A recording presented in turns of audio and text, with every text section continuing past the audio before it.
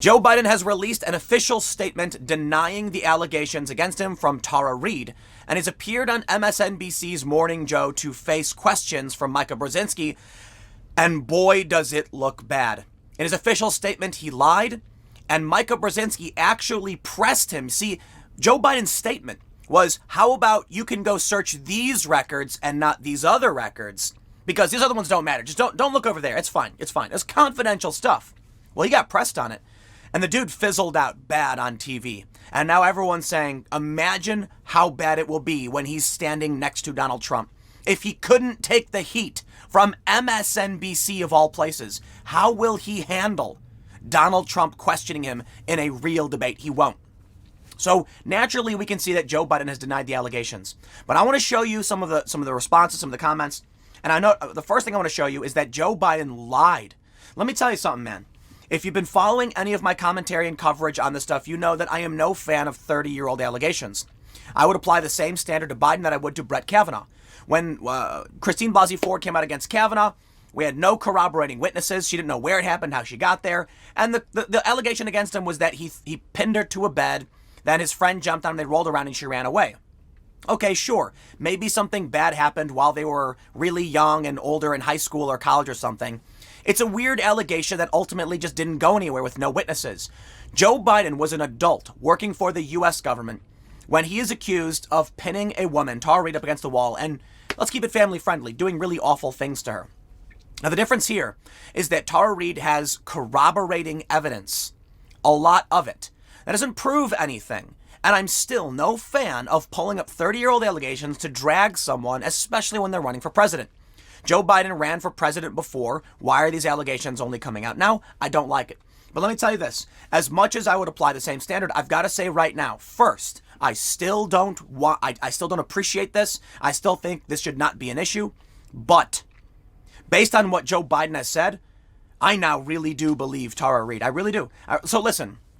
It's possible that Tara Reade had something happen in her 93, and now she's exaggerating the issue for political points. You can make up a bunch of reasons why she's doing what she's doing. I don't know for sure. What I can tell you is that Joe Biden has pushed obvious lies and is desperately trying to cover something up. It would seem.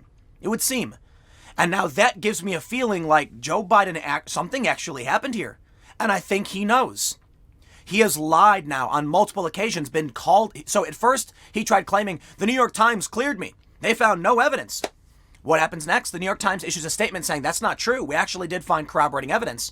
And then he issues this statement, the full statement from Joe Biden talking about protecting women and all this stuff. And in it is an overt lie. As soon as I read this, I went, whoa, he's lying. Why would he? Why? And in a weird way, too. He could have quashed the corroborating evidence. He could have challenged it and said, here's what really happened. Instead, he lies. To me, that seems like he's trying to cover this up. He's hoping that people who aren't really paying attention will see his statement and believe it. He knows that if he actually had to address it, it would make him look bad. That's how I feel about it. Check this out. In his statement, he said, she has said she raised some of these issues with her supervisor and senior staffers from my office at the time. They, both men and women, have said unequivocally that she never came to them and complained or raised issues. News organizations that have talked with literally dozens of former staffers have not found not one, who corroborated her allegations in any way. Indeed, many of them spoke to the culture of an office that would not have tolerated harassment in any way, as indeed I would not have. And there it is. That's an overt lie. I don't understand why he would lie like that. The New York Times has come out and said that he is inaccurately pushing their story in his talking points. See, what he tried claiming was that the New York Times essentially cleared him of any wrongdoing.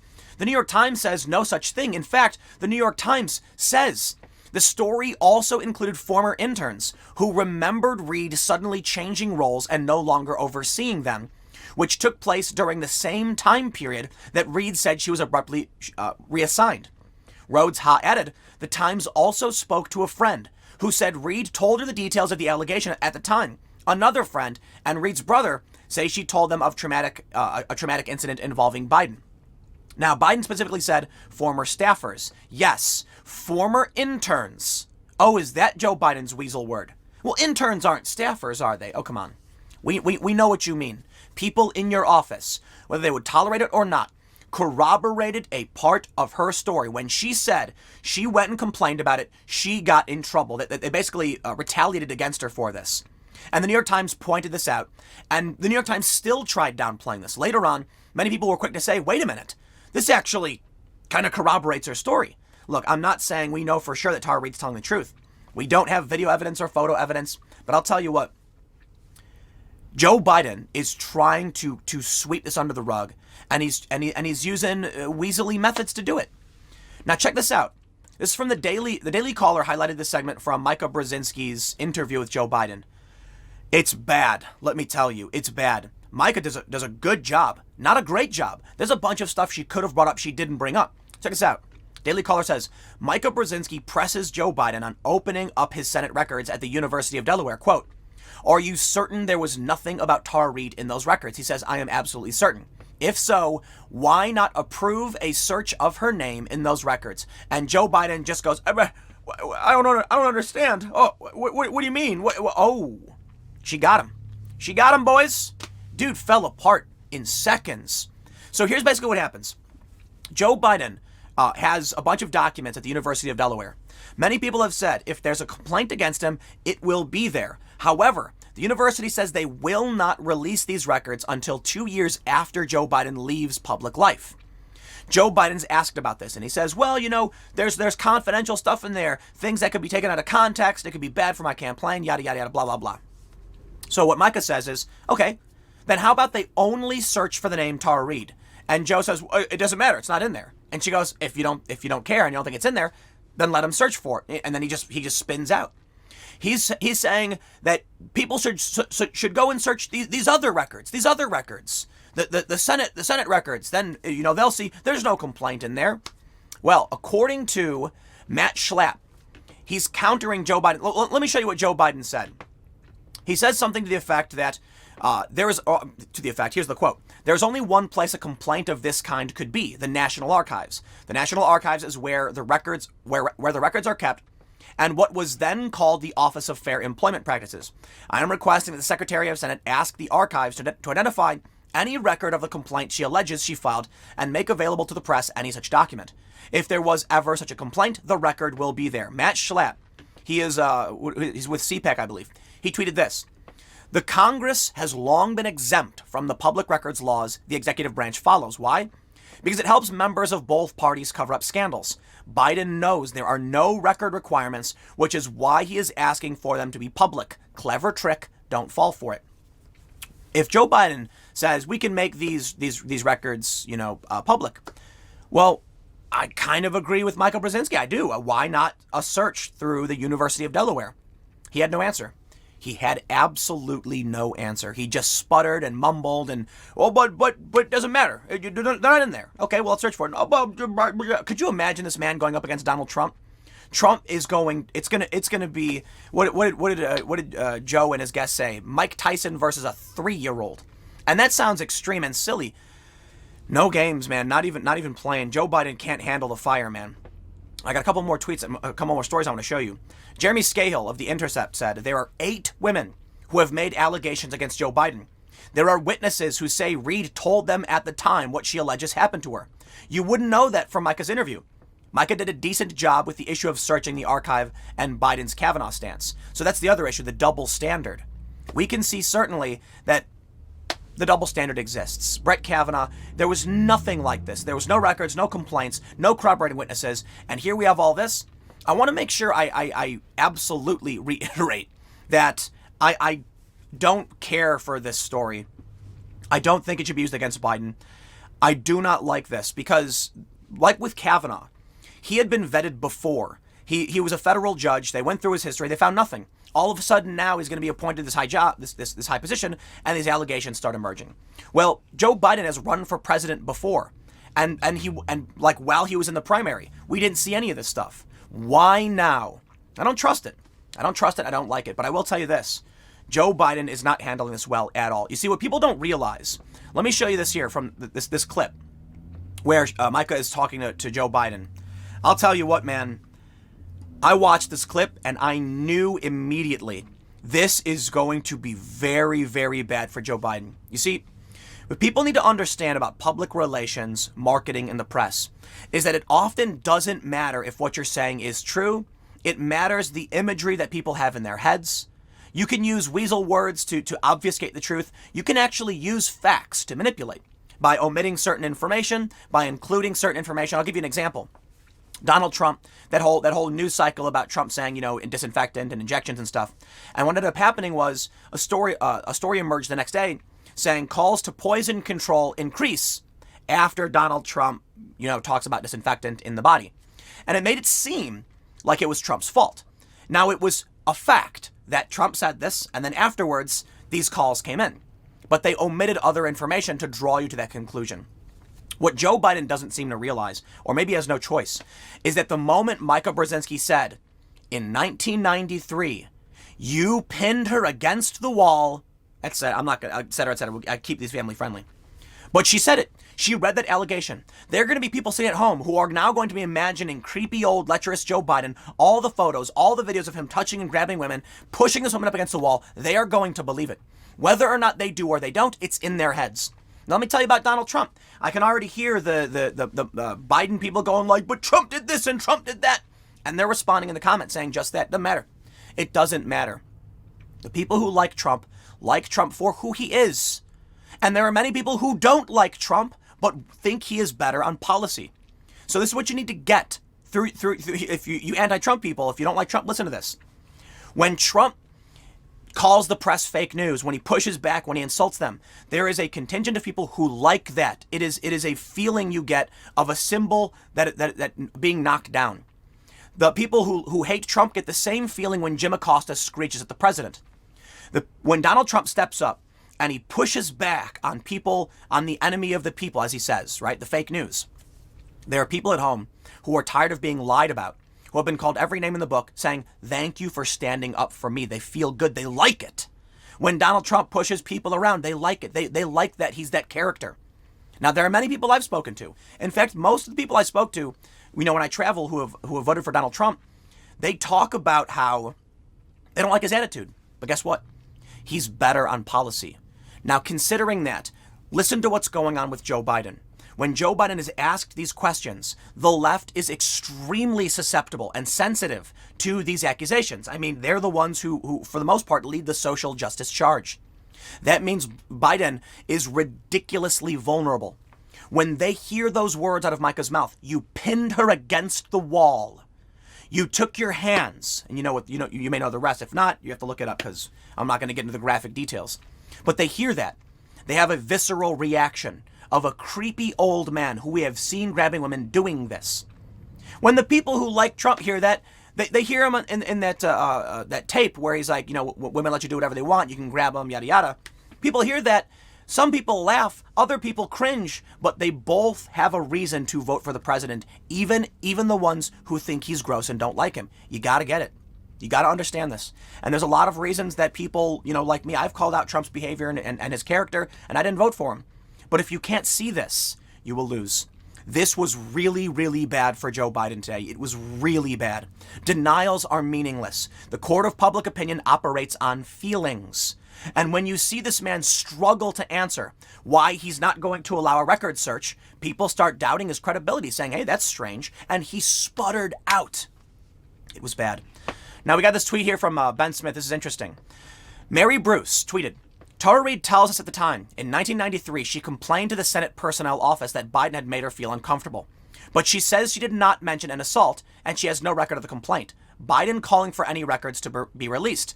Ben Smith then said, this is really important. This is a really important detail. If the alleged complaint surfaced, Reid says it won't mention an assault. So what? Tara Reid had the foresight in 1993 to set up this whole thing perfectly so that Biden could never exonerate himself? No, I think the chips are falling where they may. And I think it just so happens that Biden has struggled to answer for this. And I got to tell you what, I said it for a billion times. This is not. I'm not going to use this against Biden, but this is bad for Biden. He is struggling to actually present any evidence that makes him look good. When Brett Kavanaugh was on trial in the public opinion, they asked Christine Blasey Ford a series of questions. She couldn't corroborate. She didn't know where she was. She didn't know how she got there. Her friends did. There was no witnesses to the story. It's the inverse with Tara Reade. Multiple friends and a relative said, yeah, she told us about this. Her neighbor came out and said, I remember her talking about this. And now it's all here we are. So when Joe Biden is asked about this and says, don't search the records, now all of a sudden it's like, wait a minute. She told multiple people about this. She was reassigned abruptly.